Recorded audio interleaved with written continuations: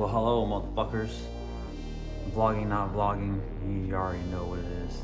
This video is gonna be a little all over the place because I shot a bunch of shit for this video like a few weeks ago, and then, you know, went drifting, did a whole bunch of other bullshit, and then like whatever else. And then, what are you doing? Yeah. So anyways, I was doing different tire experiments prior to drifting and prior to buying the different wheels on the GTR on the front. I kind of explained all of it, sort of.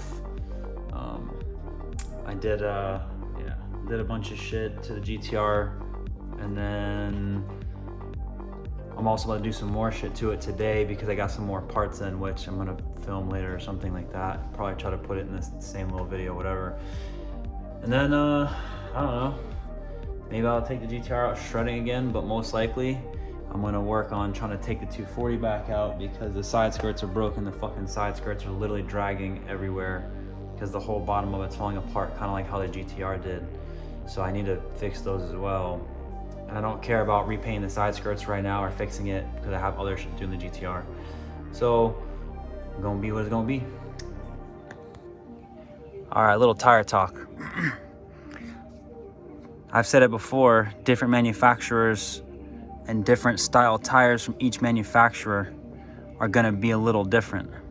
Perfect examples right here where you can see the sidewall's got more of a curve to it, whereas this sidewall is more flat, right? So now understand this. This is a 305 3019.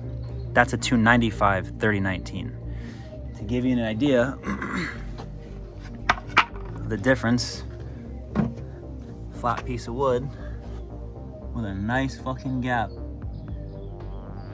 And you can see here more clear how flat edge this tire is and how curved this tire is. So these are things to keep in mind when you're looking for your tires. And I can give you measurements and all that shit, but I mean, you get the idea. It's not really worth it. But big difference I had was my RS Pros have a wider section width than my RSRRs did. These guys. These actually were a little slimmer. So even though Federal makes both these tires, they're under the same tire brand, the RS Pros are actually wider than the RSRRs. So things to keep in mind. So I'm switching my front wheels.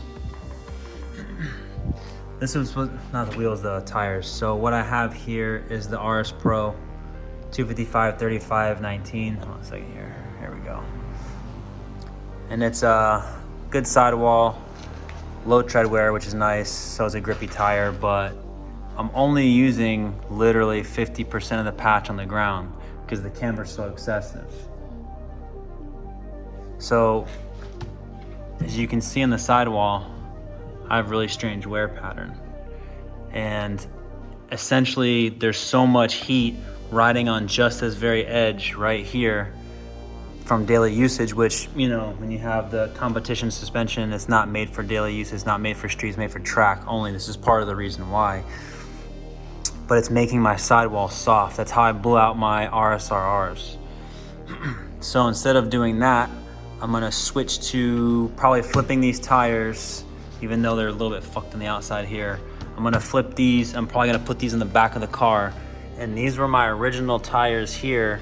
These are 265 30s. The sidewall is a little too thin for the front of my car and make the car pretty much be on the ground. But being this is then the structure of this tire is different than the semi-slicks. These will be a little longer lasting when it comes to the sidewall area.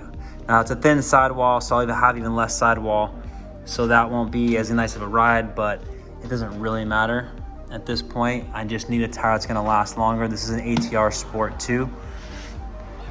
And I like these tires, they're actually pretty good. A lot of people don't like them, they say they delaminate and all this other bullshit, but I've literally never had a problem with these tires, and I've even cut chunks out of them from when I had having them on the 240. And they still rode really well.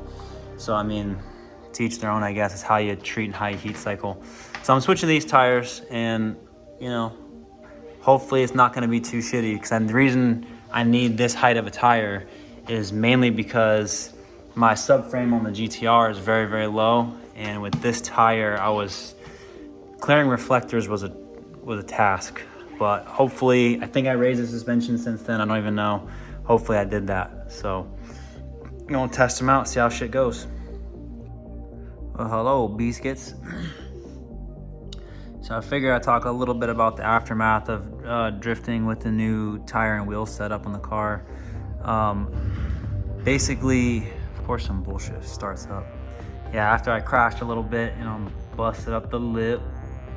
That fucking sucks, but that's part of life, I guess. So yeah, basically, with the new wheel and tire combo, I went from a 10.5 to a 9.5, and I went down from a 255 tire. Alright then, fucking guy, with your bullshit. I went down from a 255 tire down to a 265 tire. Now, I reduced my camber as well, but it's just, honestly, camber-wise, only looks like a few degrees less than it was. And realistically, I put did a lot of camber. I mean, a lot of less camber. So I need to do a lot less. I need to take out more camber, to be honest, because this FT Fab kit prefers you to be in the -3 to -6 range, and I'm at -10. I measured it before, and I was at like I think -12 or -13. Not exactly sure, but I was like right in that range. And I measured it out before. I just forget what it is. And then also, well, I gotta cut this here, but so I'll talk about the camber a little bit, you know what I'm saying, whatever. And then also went down from the the semi-slick tire down to just a regular bullshit tire, this fucking Cosmo Mucho Macho tire. That's just a standard tire on it, you know what I'm saying, nothing crazy. And actually, these were my front tires, which, as you can see, I destroyed them. I get a better view of it here in a minute. Well, I mean, like I said, I destroyed the fuck out of it. This is from like biting in the fender and like hitting my wheel well and shit. I put them on the back, and you can see the fitment is ultra fucking tight. I mean, it doesn't look tight here, but yeah. I mean, the wheel sticks out past the chassis just a cunt here. And of course, I'm crying about the carbon being fucked up, but I mean, like, there's no bottom to this carbon skirt anymore. Thing's fucked. That's okay. The other side skirt's fucked up too, just not as bad. Yeah. And this slick of fucking oil is actually my power steering line that split. So I have to buy another one. That's kind of a pain in the fucking ass. And then this poor car, just sitting wide open, hanging out. That's the whole thing. But oh yeah, that's a few of the things I got going on with this. And I'll pull these tires off the back of here, and you can see what those tires look like. I got to pull the spacers off, put different wheels back on there, do some shit. I'm actually going to lift the front of this car up because the subframe is on the ground. And when I say on the fucking ground, I mean, hold on a second here. It doesn't look too focused. Yeah, we're talking like reflector height or less, realistically. This thing's not focusing very well. Yeah, so like you'll hear in the video, the car fucking, or the previous video, you'll hear the car going around the corner normal, and the car just straight bottoming out front subframe constantly. And yes, that's not a good thing. That's fucked up. That's bad. But that was like a little mini test just to see how the new shit was gonna be. And to be honest, the front lost a lot of grip, so I need to pull the camber out. And for now, I'm gonna lift up the car, tighten my springs up. I'm gonna actually probably tighten the springs in the rear of the car as well, because I mean, I love the back of the cars to sit, and I like the cars to drift like this. Basically, it feels good. It's a nice, it's basically just a really nice feel for me. Not that stiff suspension cars don't work, but that's just my preference. So I mean, I got a lot of shit to do today. Well, I lifted the fuck out of the car by accident. And I got fucking wheel gap on the side like a motherfucker. Yeah. A little too high. Tighten the spring, which, nice. I tightened the spring, which I knew was gonna lift up the car a little bit, but I decided to also raise the car as well. I raised the car also because, you know, there's other things that rub on the suspension, and I like to add a little more clearance to things, so maybe the spring itself will settle down and bring the car back down. Once I drive the car around a little more, that front might settle down some. We'll see where the back ends up. Since the front's taller, since the front of the car is taller now, we'll see if it pushes the back down more or if the back chills out. I'm gonna probably put a little more spring tension in the rear because I put my springs mad loose in the rear, like extremely loose actually. And then I put them on just because I like that for the back to squat down really nice. I got this bash bar for the R35 basically because, yeah, we be drifting and shit, and I'm trying to keep, you know, the radiator and condenser, you know, from getting potentially fucked up, because my GTR does have AC, does have power steering, you know what I'm saying, all that bullshit, whatever. I threw some paint on it real quick just so that way there was something on it, because these do come raw steel. I'm not gonna powder coat it right now. I know I'm gonna modify this again afterwards. Luckily the company, True Focus Fab, they worked with me on a lot of specifications and all the bullshit, whatever. And you know, basically I know I'm gonna have to modify this at some point for other things for the car. So for now, they hooked it up, and they have very fair pricing and excellent shipping. You gotta be patient with them, but they're down to work with you. So if you need like changes or specifications like I had, they are more than willing to help you, and they don't really actually charge you for that unless it's, you know, out of control type shit. But you know, they just hooked me up with this basic joint so that way I could get it on the car, and then after that I'm gonna modify a few little things here and there, because, you know, I might put a different bumper on my car and some other shit. So not right now, but later on. So I'm gonna toss this on. It's gonna be a pain in the ass. I'm gonna pull the bumper off, put it on, take it off, put it on. Probably have to like do some trimming and modifying of the bumper, but for the most part, this should just go on. My bumper should just go back on. But you know, with anything that, you know, there's on paper, everything is a certain way, but this car was crashed originally. So I mean, I'm sure there's gonna be some fucking discrepancies and shit. So I'm gonna try the bitch on. Also, I have a subframe race here. This is not for this car. I have to modify this to put this on this car. When Mark broke his rear subframe bushings, we took my posts off of my car and put them into his, which we had to modify it to get it on his car. And being that we had like no tools, we had to do it like in the most ghetto way humanly possible. My man Jake the Snake came through to help us out on his work day. It happened to be a day off for us, which is kind of rare because we're always working. Yeah, we took this off my car just so you can use the cups, which is actually, I have to modify this to do the same thing for this car too anyways. But yeah, we took these off while we're, you know, in the middle of fucking nowhere.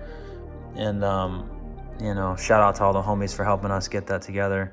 And yeah, I'm gonna put this in the car, and it's gonna be nice and it's gonna be tight. The reason why we were able to take this off of my car and put it on his car is because my car, my subframe is modified, and my subframe is heavily modified actually.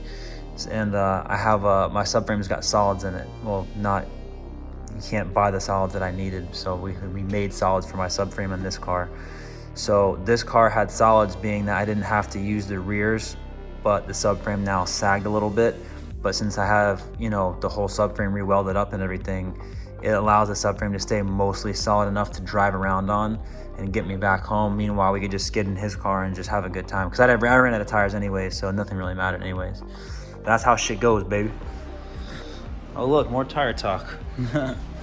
So this is the RSR Pro, and we went drifting on this on a not good surface. So I can't entirely blame this tire for looking so shitty, but then again, at the same time, I mean, I can, I guess, because this shouldn't happen. Now, I understand that, you know, if you cycle your tires and you cool them down, you do all the bullshit, whatever, but I mean, honestly, this is disappointing because this I've never really had on like an ATR Sport. So like, this is a Sport 2, which I haven't drifted on these yet, but like this tire, I mean, I've never really had this happen on an ATR.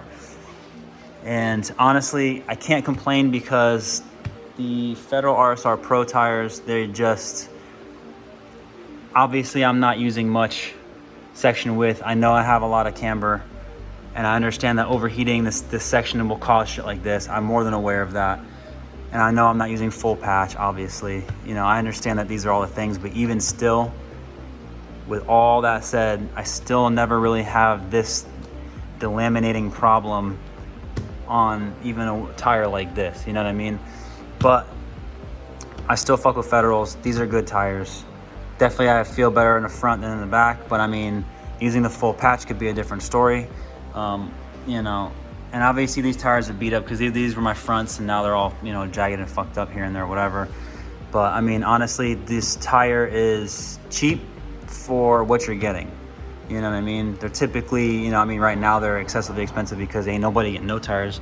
But I mean, for the most part, I mean, it ain't bad, you know? You don't pay a lot for a semi-slick tire versus like, you know, our 888 would be, you know, you're paying like, fuck, $10 million per tire, maybe even $11 million per tire. Yeah, because they're expensive. So I really can't be too upset at this tire. But then again, this shit is like, what the fuck? And guess what? I'm gonna flip them and I'm still using them anyways because I got the rest of it to go. So, yeah. All right. Bash bars on the car. Had to do some tweaking up in the front to make sure it fits the bumper and like all the random bullshit. I lifted the front of the car up a little bit. I'd prefer it to be lower because it's a little too high for me, but I tightened the springs up in the rear, put a little more tension on the back so that way when the car sits down, it shouldn't squat so hard. I mean, the car squats pretty fucking hard, but so fucking hard. But yeah, definitely have a lot more fucking gap right there. That's a big one. Like before, I couldn't really put my shoe underneath here. Now there's a whole shoe. Yeah. I'm about to wash this motherfucker right here. And hopefully, yeah, that's gonna be it, dude. Know what I'm talking about, little baby?